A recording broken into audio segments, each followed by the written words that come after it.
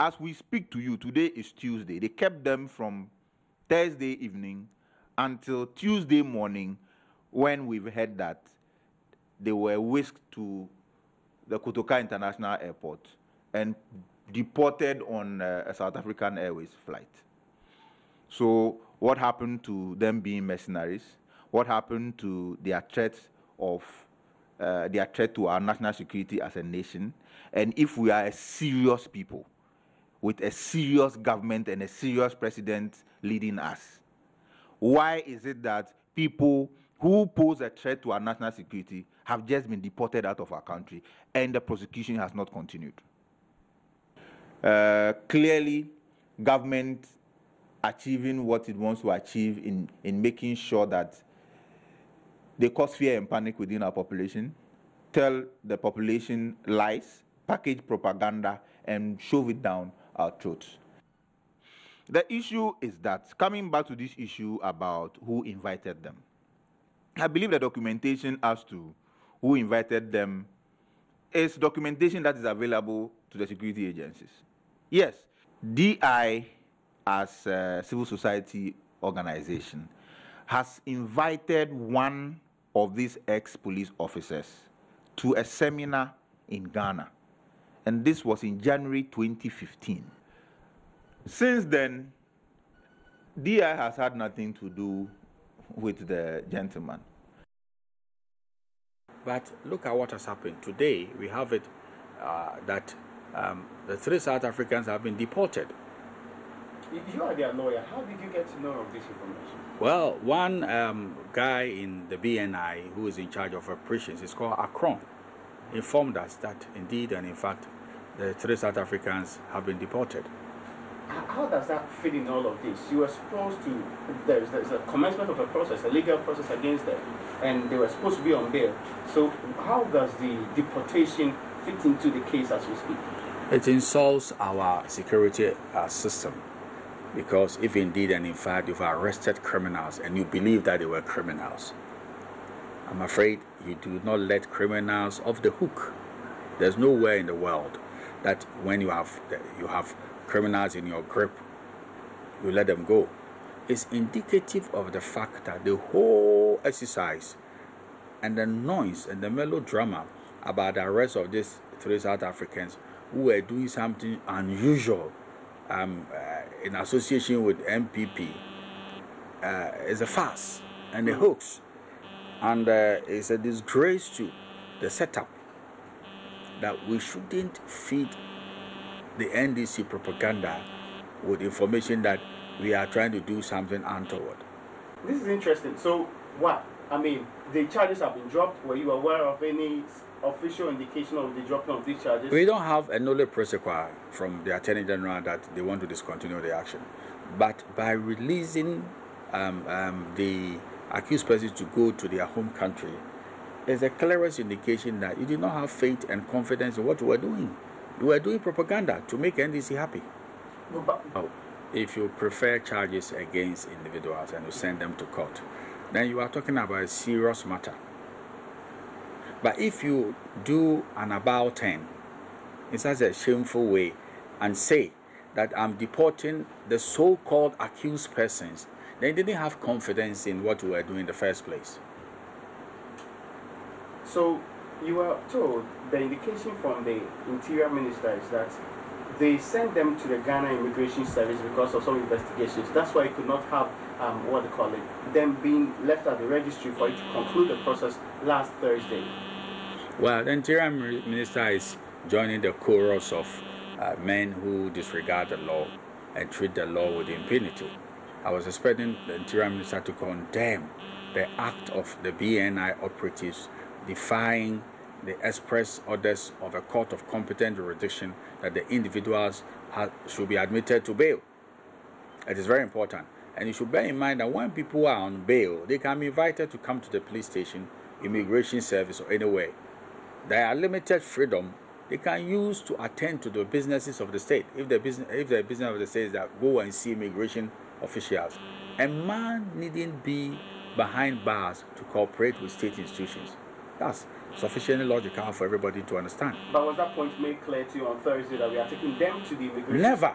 They never said that. They didn't even give us a courtesy of explaining why they did what they did.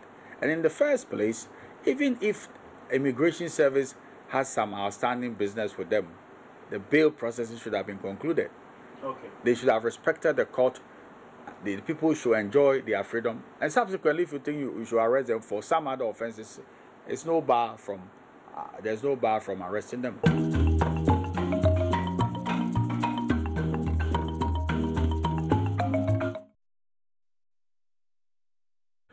Yes, I have a 1760 text message line. For the also say, you didn't pension ebro dependable herbal home. One other remark, one in row, I hold up a dress to say, a bear quantia yadibia than the crown crow, a down soon. Compare dependable in Raby at all. Na more Mecca, and no one's much any day. It's me, edible and peduan. The brass will say, one other remark, John Company Fiat, I didn't pension bro, Okujina. Communications Ministry, a Deputy Minister, Felix Kwachufusu at Nasi. Kwaba. Yeah. Maybe I come up. Yamiado. And this way about call there. Oh, and this me boko say ja. Man penny mama ne boko ye. And then I hope I see any name there. Or they a total part in your menti. Be ado form. I'm say you go so ya hubaboa. And Chebiano ya campaign team no better. Yeah, manifesto so to ja. Okay. Na ya campaign na say. Apre abato no na Ghana fo ato aba amaye. Obra say the dibu man na say ni swade hu ne dibu man. Say wonya obi a owo ni swade hu. Omampani ma ni swade hu de nya ade a echinye wo ho. Em say wokọ Ghana fa namba bia nipa bi di adanse. Say enwuma waye ewo adesua ho nsem. Eya pomode ho nsem, nsuo ho nsem, akwan ho nsem, eye adanse bi nipa beda. Eye bambo ho nsem. Kuayo ende ke ka ho na ya ade a konkan a nipa dodo na no editum say ayade obon ho modin ewom se ohaw ba ko mienu ana sinto ba ko mienu bi wo ho na so ni nyina aka onyin no ho se wo yoman na wonyi a ohaw ete sa no enya wanwa se ebeba na wo hwe eye ohaw no kra ewo na ye sika se mo hyehye no bebi a na ewo afi 2012 a sinto kakraka ba mu a enne no waye hyehye a peja a omo a ene omo di dwumadi nsawoso ewo sika se mo tutu ni nyina gitum sampa ye nam kwampa so na otumi se yade a ni so ade ho no ekonkan a ebeboa Ghana fo nti warehye mu se abre no du ne ye bontoa no na ye de adanse die ebetudwa efa dwuma mampani ma edi ne ho a ye de Ghana fo ebegina sopem se bi ye no ye nkonko ye o dai bi dai ye nko die tutrasem enko bo Ghana fo ntrene se manto aba mame a Ghana behye ene de ekeka ho ye nko agbefo ne nkranfo ne sankisam keka Afghanistan ade ade no yen akanfo ne ade no ye kire bibi kakra sa ne mene ma nya de o mampani ma se bi o sha se ye amano se mi se wudi weni edi na chi kakra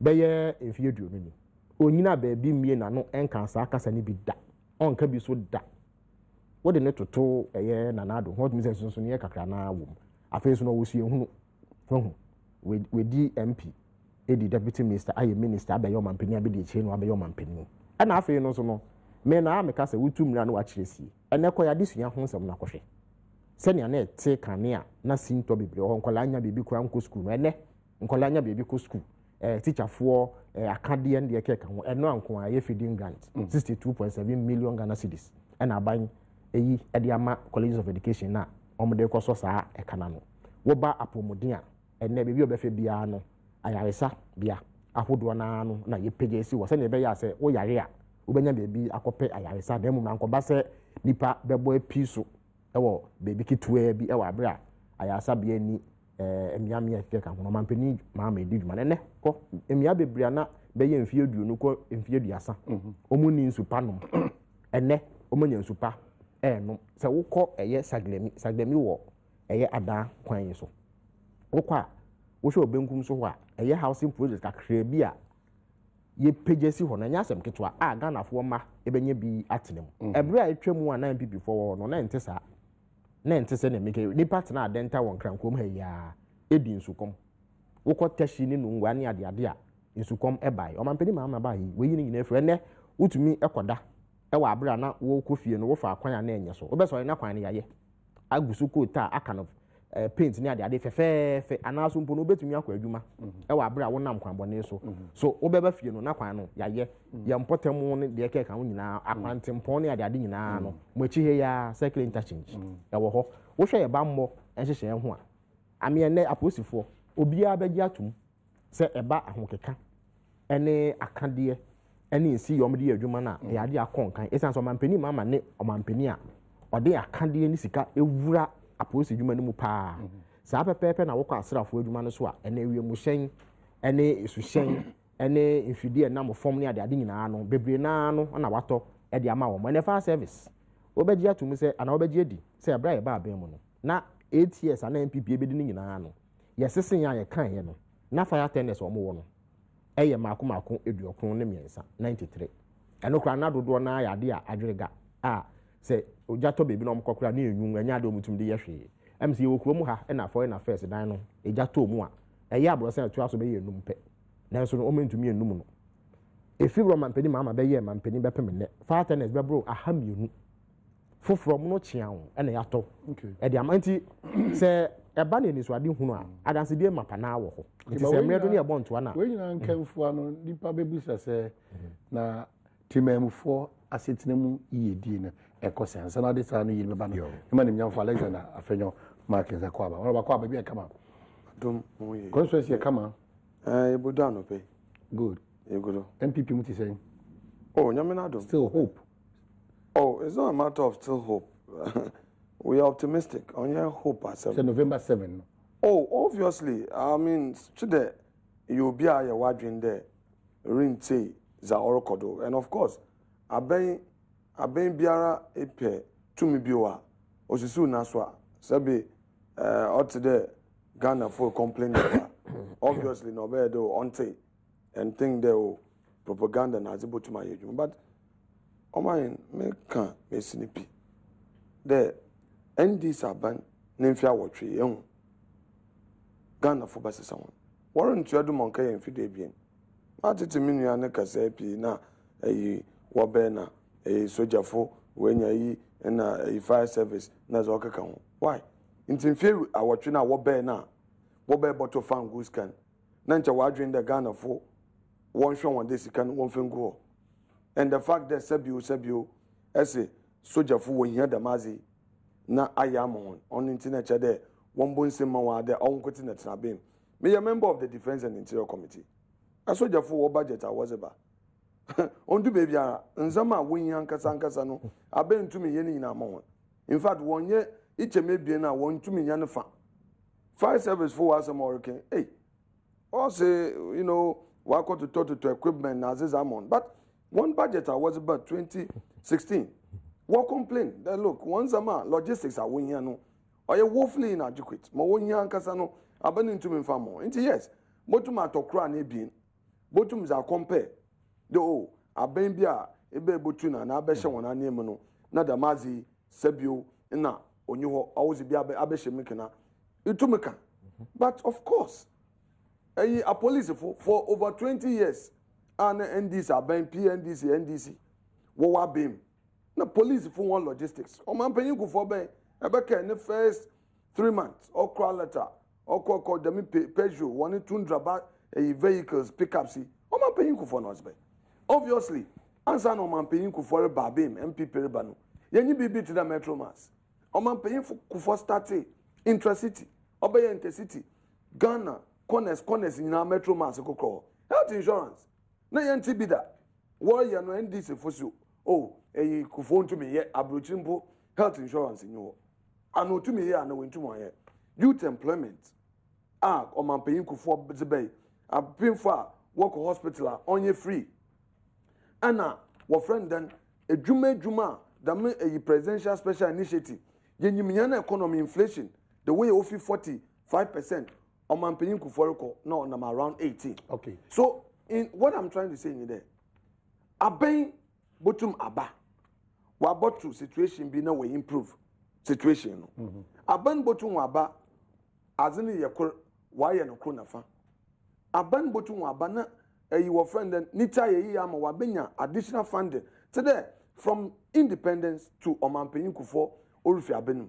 Na Ghana yenyi sika wo fangum inde the man bani be we be nya fangum sika nti odu baby a yen president nanka sempo o say denti no mampanyin kufo or di wo wa no de wo ye mpuntudwuma o say ande yes or di twum de mpuntudwuma no mbom se waye because as at 2008 na campaign time no wo compare NDC edwuma wo beye na onye mampanyin kufo ni mfia wotwe ni su na edwuma beye na tumu da Ghana connect akodo the impuntu no akoso krokrakra time NDC fo won kire won the masam no a wonyi anoyi won omampanyin mama na kaza then as running mate also na compare project da yedwuma or exercise in mediocrity na se chere the adena ye nso echi na ayedam no wuhia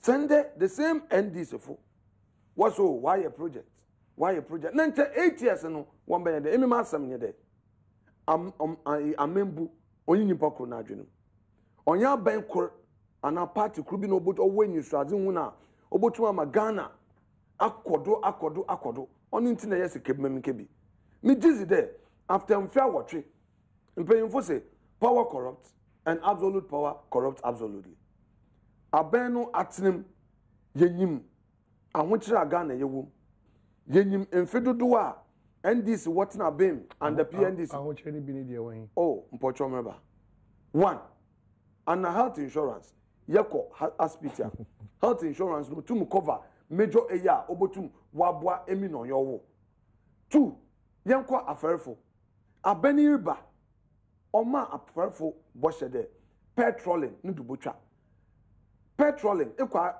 Ivory Coast oya Abidjan petroling yi ho Togo petroling yi ho nsonya ne na aferfo wokopa dem eyi petrolers waba wa igina ponanu mpo ehun odo anifa wodonwa was light was a honya na aferfo one net whereas anyen aferfo one net wo yi monofilament aben season petrolers will use monofilament net ema wodi wotwa ehun wotwa wochichi yan aferfo one net from aflawo diko zanzule efutu apan eyi more eyi wo fa na secondary edina wokotoa petrolers wochichi one net wonyi one do two because one wo abo won ho ban aferfo kopa wonyenam premixy and these are bank and still the committees are political and one now one year jumaze what on a premixism na what on was what on ma aferfo what's mubo aferfo eba mboa na we nefi abanu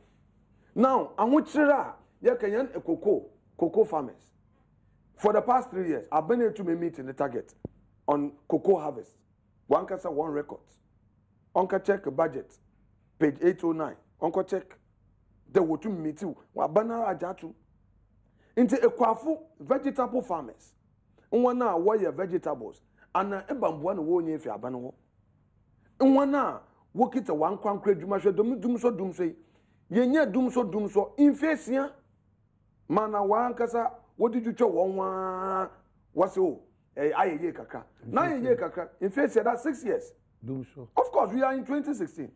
Under whose watch? From 2010. Yenya Dumso. Of course. Please. Oh, I thought today you will let me finish. Honorable Afenyo Markin. Oma in Pocho.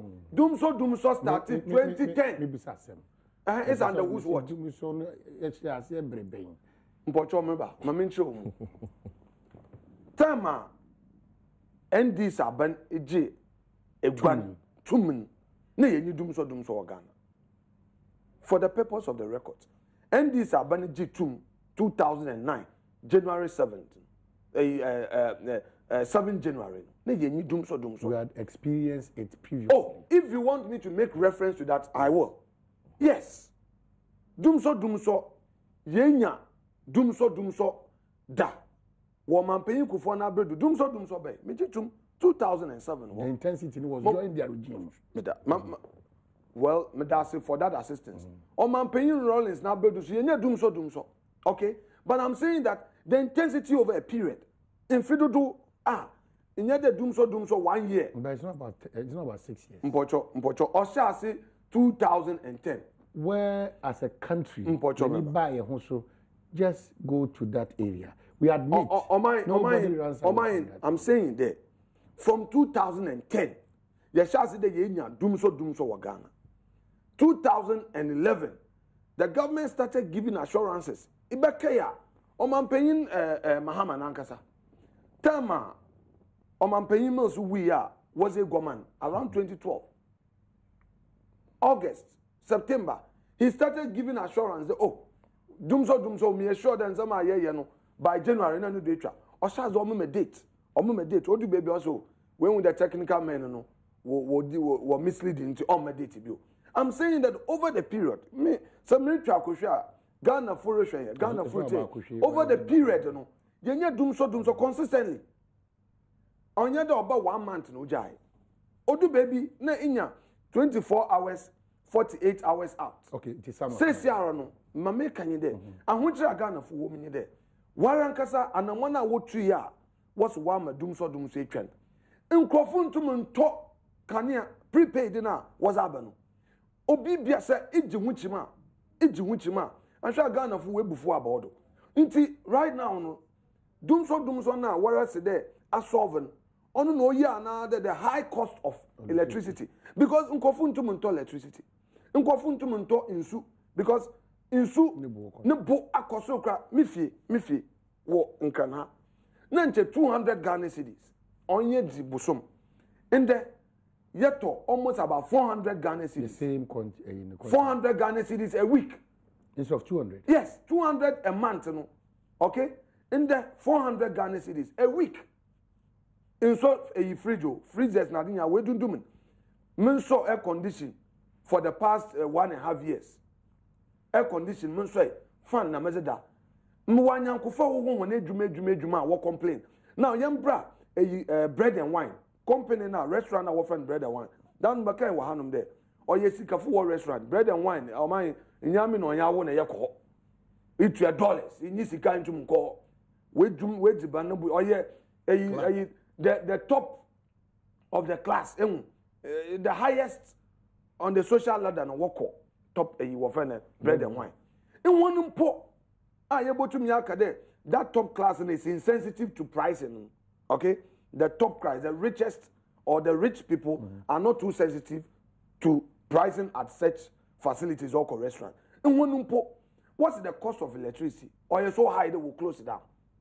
They came out publicly. In Choye, Bojo restaurant are now there. Choba been a walk complain and chonunko. But bread and wine restaurant or osu. Waba out there, electricity no buya tendodo. A lot of Ghanaian companies are bleeding war bread.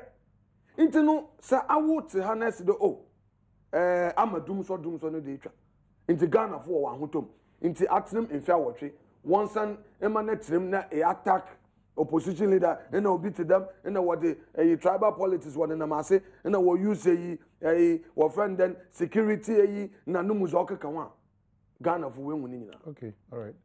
Am I here? You see, NPP for any atrocious somebody. I know I may ask a make us a atrocious, but I atrocious him. We had them better in a bedroom cassette, like do so, influence and I atrocious him, I'm going to be sure NPP for one. A fee August 2006. Ekopim September 2007 near Dasumu 24 hours. Satan Namu University. Wo kwashre in social crowd won't mean intro. It's answer near Doom Light. Doomso shall see July 2012. Until a atrocem say a infiancia. It is not true. Say infiancia and ya doomso. A toss me no. A buying abon home modding a you doomso no every war. A woman say Kania Bono Aquasro Cacra. A Saint Canino. Now so no all Casana can be percent. Oka echere Ghana for say oba kania bo no de beche wo hu obema Ghana for kania free a omunti aka ade yeni omamu ha e na omo bre no omo tu kania bo mu 100% 100% back to back. You see etoda amanotoma ye na ese ema no kwedi e dead wo wa ban mu wato nkania bo mu 100% e mo oha mfie mienu a ebum wo pa akosese kania bo afi 2001 na fatu to kania bo afi 2008 na hwe se NPP fo abakwasem kire se na omoten kania bo so ana na so omo ba ban mu a ometen kania bo so ana nti sa adun so asem no kan no enye no kre eto so mienu no sekta bie ni ho a NPP fo modem mo ebro ye de so cocoa yate cocoa dodo ese NPP abre biam omo highest tonnage of cocoa na 736,000 metric tons yen 1 million. But with the help of importation and modify and no crash 2008 omo imported cocoa 15,000 metric tons if you could divoire enye bibi foforo eyade e koso da cocoa processing companies organ na omo yesa nti enye bibi foforo na propaganda na atrosem ye nti and omo ye ne se eye bibi soronko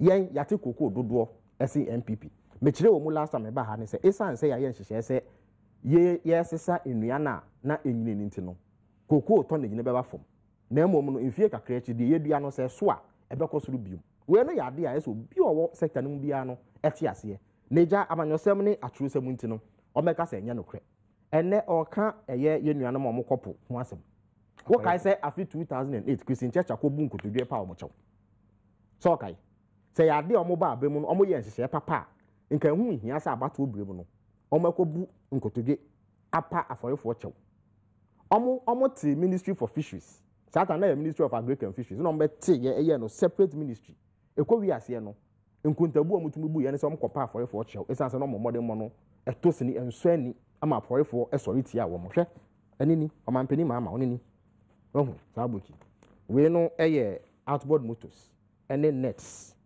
ena odema aforefo emako empemiensa ena ban achede amomo afofo na mkwanso so a eba we cold stores oko we ye fence second takrade we command we nyanya no we prampram se omukoyi nam na fa check cameras se ne be ya nam no se ne be ya nam no empronti no ye dikogu sa cold stores we ye mako nsia na yaye ye wi ne ye sense fishing processing company ewo Elmina se ne be ya ye ma na omo ye nam ho adwuma no omo so bi nya me bi nam ne sie na omada ne ani se ne be ya nam no empro premix wonsam no yade a yaso ano a ye che premix no kwan paso nti se bi enye atrosem adane political se din se bi meme ametie me yomanwani nti we am deputy minister for communications it means say we politicize communications ministry ana nti politicization no ene de wahi aso for ni be no abeka kire say oye MPP ni nti ye man no premix sa amanyo se mo MPP fo di wura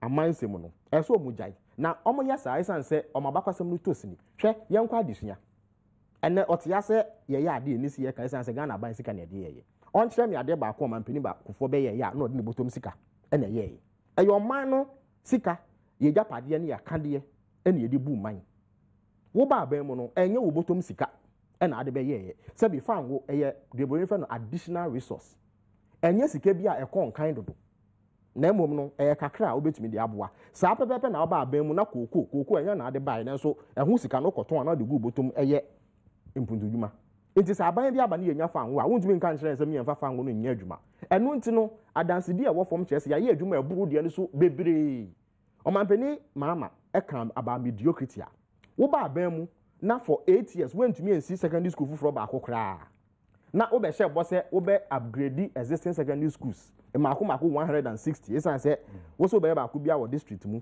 ba ko bia mu ye wo 160 districts na ekowi ase na wo ye 21 na 20 upgrade ne chese wo kosi dormitory bi no we kosi library ba ko bi won chen no we paint ho ne ade wo hu eno kra no wentumi anye ye ba ye see 123 new community day senior high schools. That is not the issue. That is the issue. They say me you see Oma areas miensa wanya bosia bebre abaya benefit from oil. Now to whom much is given, much is expected. Then the issue is about value for money. Oh, and value for money, you know, a true someone. Omo deba esan say atro someone bedi kan say ye nyehwe no. They are quick to point. Kumasi. Masa, they are not going to. Masa, a true some. Make us say a true some. Oman, make us say a true some. In as will be any man. No, to me, a quarter as a man and other song say Ridge Hospital. You're inflated by 142 million and no credit. No group in any more. It's a true some more person who did source as we speak now. Masa, only source. Crown agents are reporting has been repudiated by MP only. A idea reporting your boy, Western Somocans as a contract and the Ministry of Health.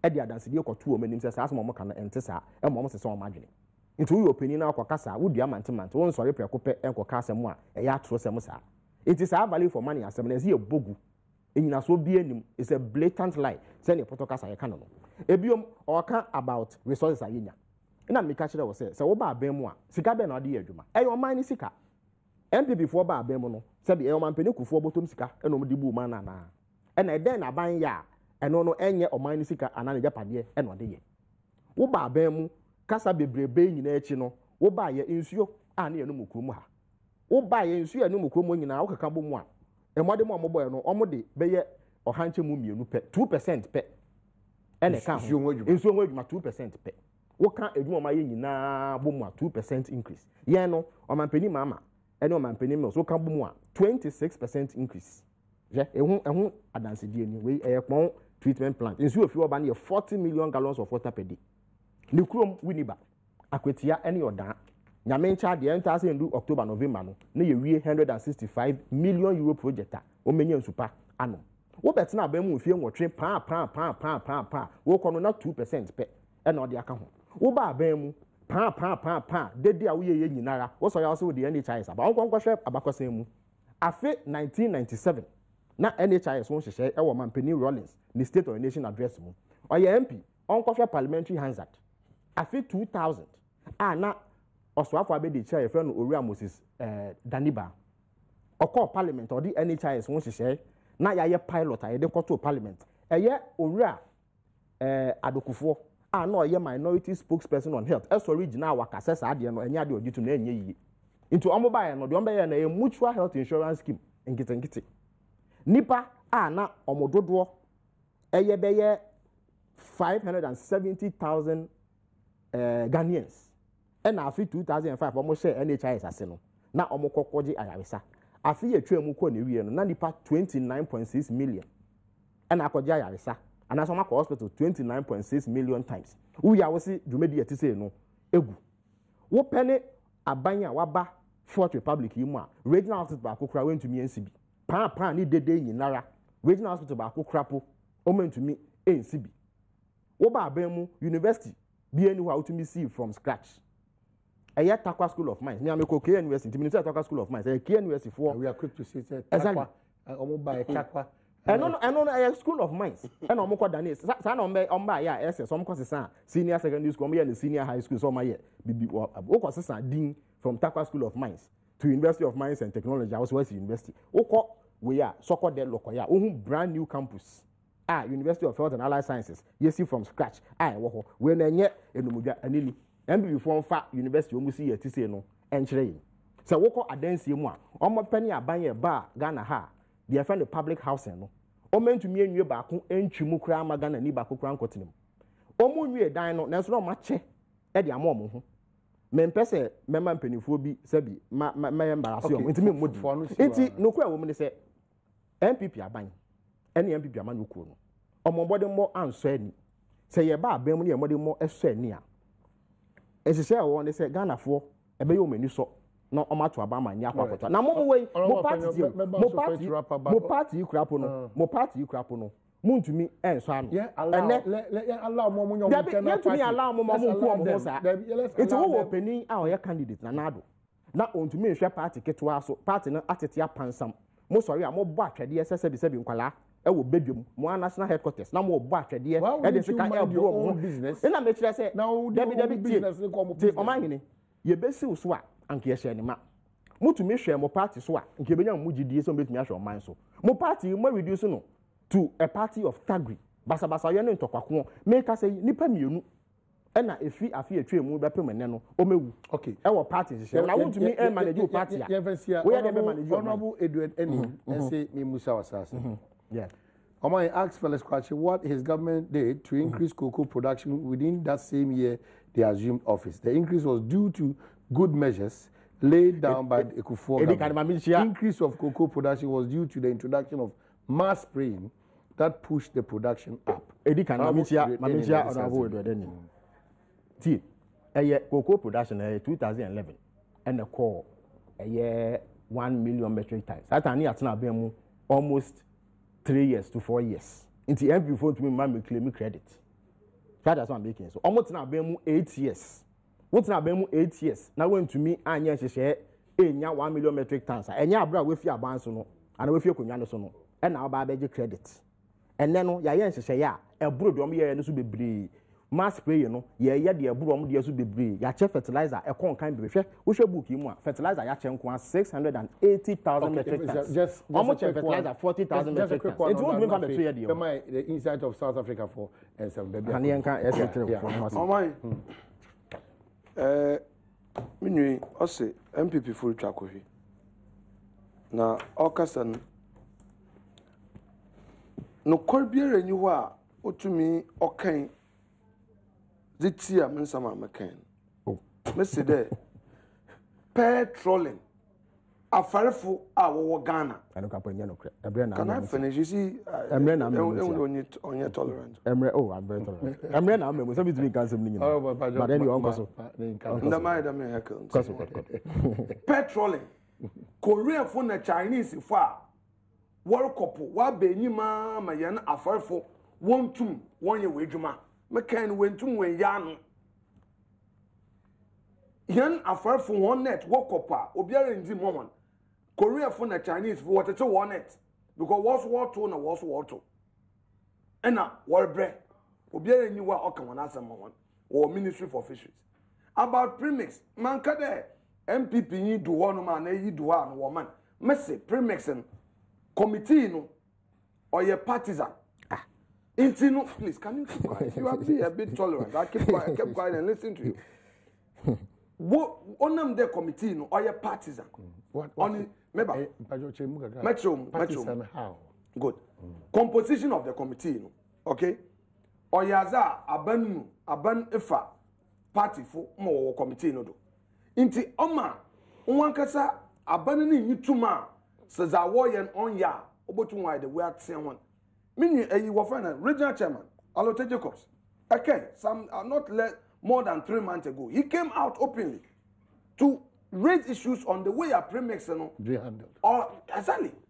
Indeed, he was very objective, and me carry them about time commend Alote for speaking out. The premix are far for the winner premix no.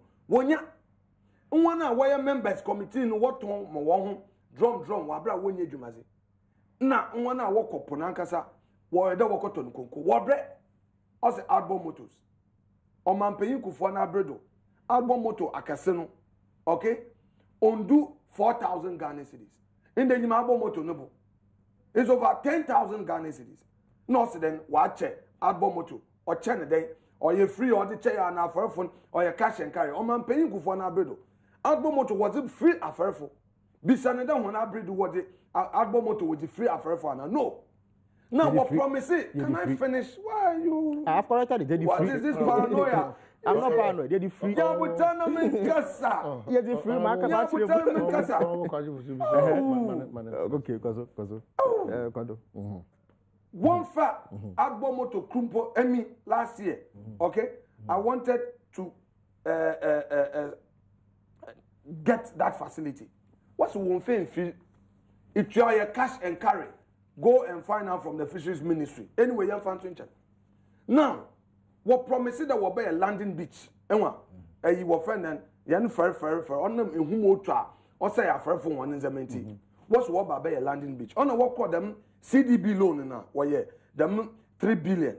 Oh, do baby, I want what you want, what cape would check what two, Bosianodo, Mobodu 1.5 billion. One of the Inzama Wayi Femini landing beach sites in our Wababayan was Abua Fairphone. So if it was very fun, then unprioritized as it is, one can say NDC for 8 years. What promised the Wabay, a young for was Wabay, Habamo, one them no work and Wabay Habo, Wabay Habo, you could symbolize and this one, I'm Ababo Habo, I'm Ababo Habo. Unwe Jeffin in the Humutra, Yana Farfo. One in Zama says, when they do say, Inti Bazi, Potin, Obotum Waka there, a Benny Bay, Wabay, or Zabo. Afere juma inti mon bank kan samna what's the costo no nyanya no den wo be botwe Felix. It's not aka akushisam. Akushisam be ya moto she. We afi 2012. Any adanse die nie. Meso ye beba. Hey, o gas me di ntra den dia. Ma chere wadas was me di. Who for adanse die dia ma. God. Yeah, TV3 na oya na me yen bia. No what team? Bona nso wo so. Hey, Bridget. Baby I don't pay my head and Kasa. Okay, just wrap up near course. Mama, yeah. A fair for what's why a coastal. Why? Coastal on why you be with foot on ye. Upon you that been a coastal. How many fishing communities do we have along the coast? We have more than 150 fishing communities. Man paying for coastal see or starting Yano, a coshi casino waiter. Me sure the Yano for wash it. Abrente, please. Into Batanum no what's there why 6. I see. In fair watch or many sikafan goosey cara. Marton Mania is there. I a coastal Asia. It's a fish processing on the Yazi. Okay, no crack, middle chateau. A coshi castle cast there. It is health insurance. You see where NDC mischief is. Where are the woman credit input? Woman credit. It was though health insurance or you want NDC for. In a way, I had there on my paying for. Can I finish? That's what I said. My say I said program no. Because you have to do Bakasa. On my paying for a bra or bray war. Fango, Nesha. Ah, Fango, you bear ya bro for was a catcher or castle. Mamma, me, I'm a benyo do. Ah, Marfin, papa. Ossi, or ya jungle, or can we please FM? Or mine in a kaya. Yeah. Let end this if you saw a fright or about in town or yell. Osanda one abredo. And you went to Mwenya, what's all your yano. Tell my fan go pay ya one in the musky. In the end, or my paying ku phone ponitin, and you were fan going to shame. Was it a FPSO, Kwame Nkrumah? Then they go FPSO at a must. You see how mischievous they can be, distort history. Yes, I'm going for Wabwa. Yamfa Professor Mills name is a man. And yes, should be an abredo 8 years or spending resources. Into one and other bonity. Okay. Into no could be any woman apart from Demubuki. In the parliamentary select committee, one party member or chairman. Also, you wrote, it is so expensive. Parliamentary select committee. Also, roads, projects are more value all of them. Oh, please. Let's compare them internationally. And find out that road construction in Ghana, is it cheap or very expensive? Markin, just quick one. Yes. The next 5 minutes. Yes. That's all.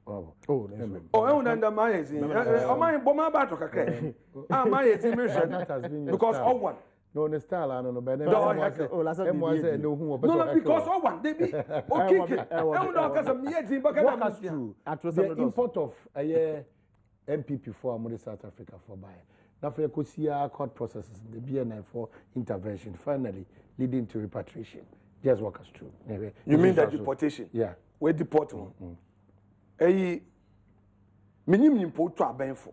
What the massimi. Minim nimpo to abenfo. What the massimi. Nimpo madam mafutin me just there. Aben inyana obeyinezi. Nimpo tufun. Na so ye aben mimpemfo na so na politically, what's now what they want plan the Mazia? No. I backfire my ama benin in Guase, kase.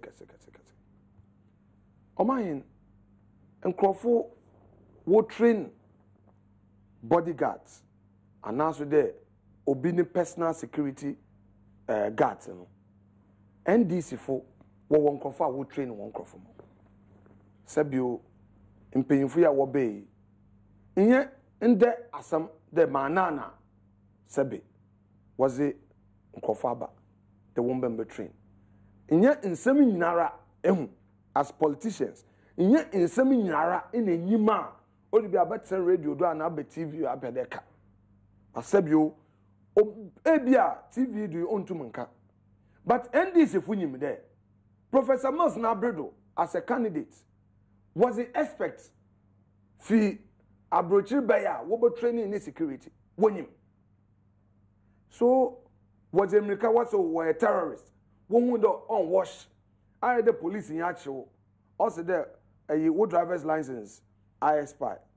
Ocean also, oh, Sana, 1 point renew. It also there for wood triangle. It also there wood tie, pressure. It also there a one case. I mean, so police in Yacho, not also or the brand and Tamwa, mid of intimate to car. It must start my charging in or court. And that is where I think the NDs are banned. Only reason in the Wumbumbra. Marco court. My charge one. Judge them. They are foreigners. So judge now or take woman. On him there, assuming or a highly political and or a security issue. But me just the judge no take fact no granting bail. Or catch on to them one thing. A banning him nusra or what the yen may guassi. Now quickly, what may be an eye for Zone Cray? What one cries are now work for another lobby, the immigration. So we revoke one visas. I think it was done in bad faith. So you have a rule of law. We should give true meaning to the rule of law. Into a bang in your madam coffee wire bonnie, dating and was thrown down coffin but so chroma to go through trial. I was in the washroom. So if minimum this for and this for 1 year when you know with him the way you want. Was so with him, was so winning him, what in town. Now what's what before? Now when the way boon don't pay him, and it's for 1 5 1 year, whom about there, why you left, was so beginning. But for the NDC that I know, to quickly, when with the Charlie, and you go say, I can. Civil society for workers, lawyers are speaking against us. You know, when the public opinion was on their side. Okay, so after granting them bill, there's a process continuing. It means that lawyers never sack or court, Akoka DC. Uncle Fun way deport one. Until lawyers will come back. No, for the purposes of Embrano, I'm sure the lawyer from paying far would the assembly would file certain processes to draw the court attention there. Aben or the BNI was in contempt of the court orders.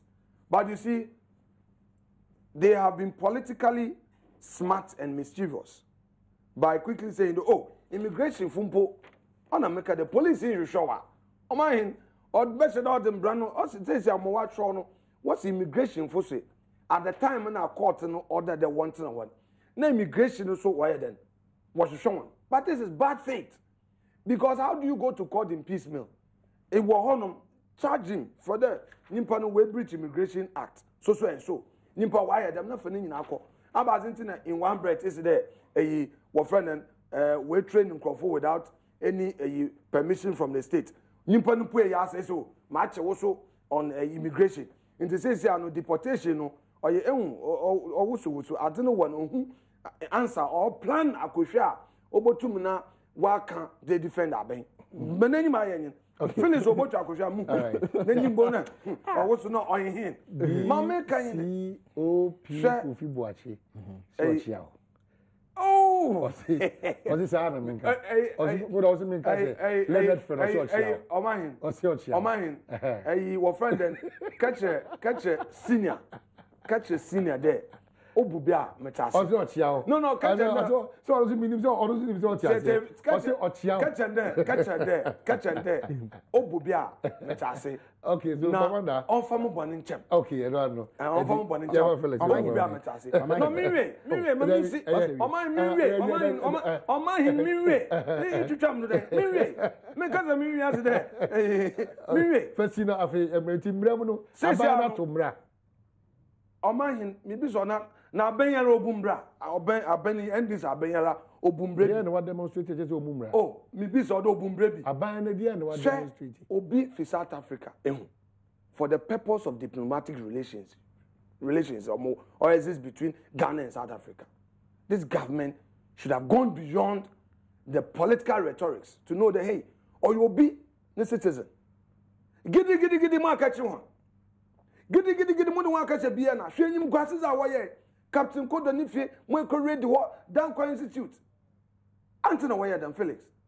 Antina wire them. As a lawyer, Funya Bema, or the Muja Futu if you want to.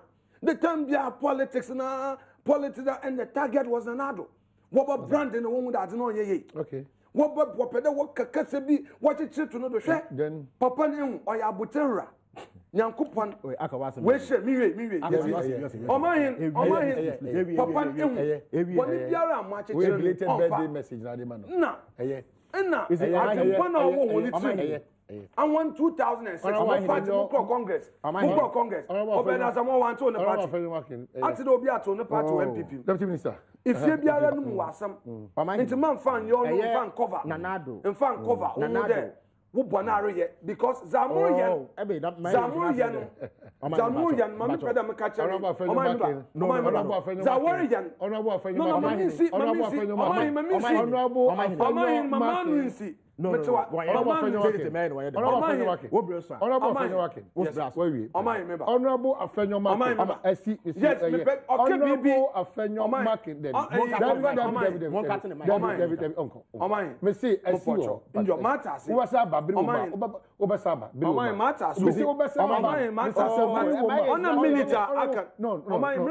Honorable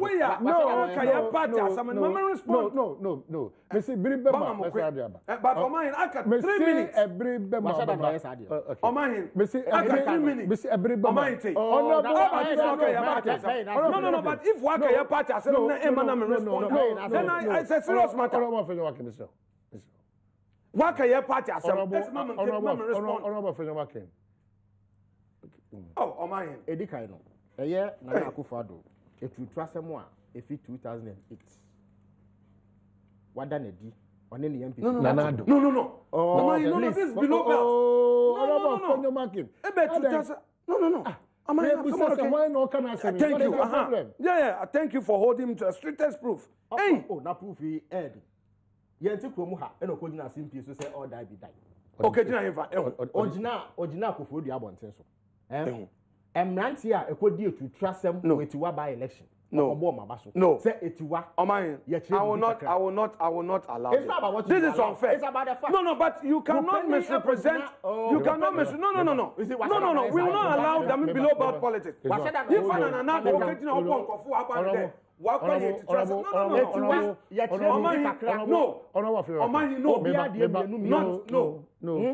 honorable afenyo marking ya bibi kakra meba obi ade mienu obi anya be ma say no nyonko wo kaka say te saa na wo hyem rantie kudupa wo bo ma ba so medi etu trasem iti the violence I thought you were stopping him. I thought you were bringing him to line. I thought you were bringing him in line there on camera. Kasa na no disem ne ye and what coming is a demonstration that absolutely. He's a violent person. Absolutely. Is that what you are saying? But that is not possible. How is that possible? Obi a wo ya asumdie nipa no. Ube gina simpie so ahye mebunu kran so munkodi etu trasem. Obebo maba so se omudi etu trasem ewetiwa. Obi antena o mamu am obi hwehunu. Ela me kire se wo your opinion. But that is a statement of fact. Ose ni wo betena o mamu am obi hwehunu. But titu emra wo ose ebinom say ya kamfo de ye do ye ho. Oh. I told you no so. Na you see what I told you. Na do ne ka sa se menyam na me ka. Adansidie wo ho mapa. Do you have the I have the complete. Do you have the complete? The complete make kire no. Misrepresentation and then the attacks and what is wrong. Don't encourage him. Don't encourage him. He has been a victim. No. It's unfair, Felix. You see, Felix, don't do this. Felix, don't do this. Felix, don't do this. Hold on. No, it's a matter of fact. Felix, don't do this. Your analysis is situated well. How is it situated? That is a violent man. No. Come on. Felix, Nanado can all die be die. Omofa Yanka petrol. Empele respond. Yanka do so. Sabio Ghana funtumunto. I'm sure. You get the opportunity. Before Eddie Adom Bonnie, and it's removal Bonnie, and a coffers and pay by.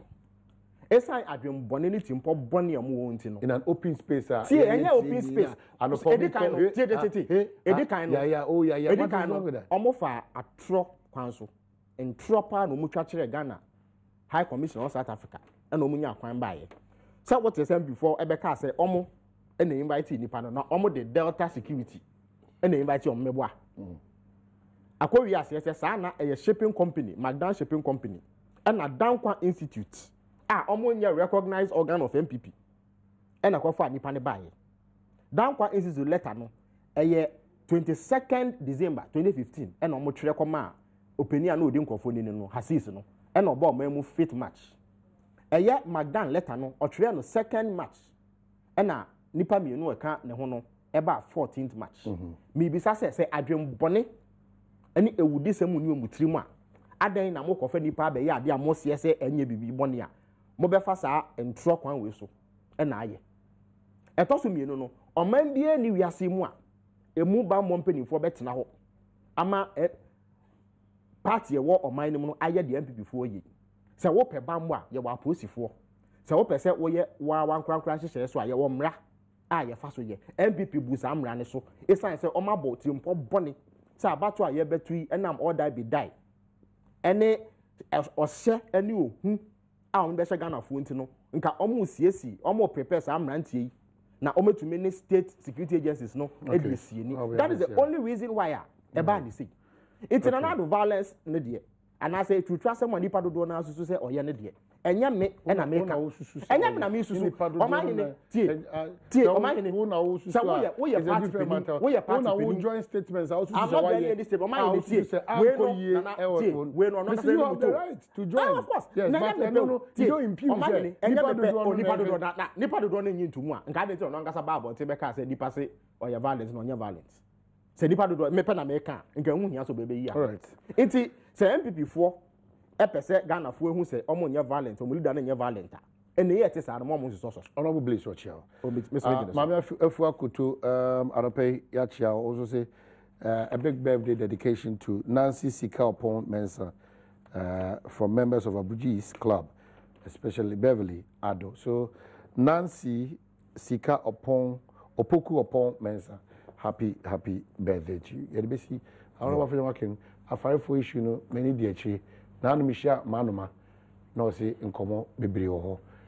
I'll follow that. Honorable make sure petrol make sure because petrol NPP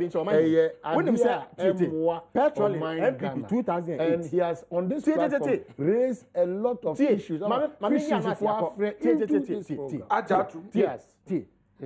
for 2008 almost there petrol no my Gladys Asma we nya baby kro ono body why press conference petrol e bi kro ni Ghana na nya no kre okay well iti mabakwasa ma sabi enso ani enfata Ghana fo ehwe ye eto abade ti amo no saban bi ba na oye hyehyɛ atene no a monya ise moye hu dede no esan se monya abakwasa mbiara abanya after 8 years mo kopa for chew de abakwasa na mo wa mo de be do sa enkomo you look tired your preferred lunch ene ewe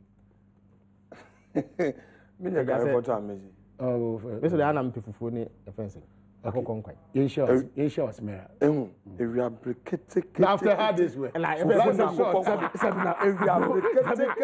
because what can be I already can do as well call South Africa we did I will be did or left to her hey Ghana we be did Asia as mera yeah about time 12:30 very well mpocho mpede ye wi a ye ko dinner wo bread and wine bread and wine some enya no ye ko beto ga say na bread and wine omo mom no na di ECG for car omo afa pampa so ni omo nkasa enti afa kan mepede ye ko minim da wo na sponsor lunch but omo mepede sponsor bread and wine obi a wo say any opposition wo this can wo asmera for lunch but I want to obi ele wo chief for say papa no onion ko e offend bread and wine into waja to oman ma get his commitment oman bread and wine e ga me sabi me be ofufu ni abesa mo medi nti me bread and wine okay so ya jo we be ask oboloba mi ba on the FP7 metros me do man come that ye share o ekosi se so e wa sempa 94.7 ebra no mi no abokopem se no isi ababo apem edamase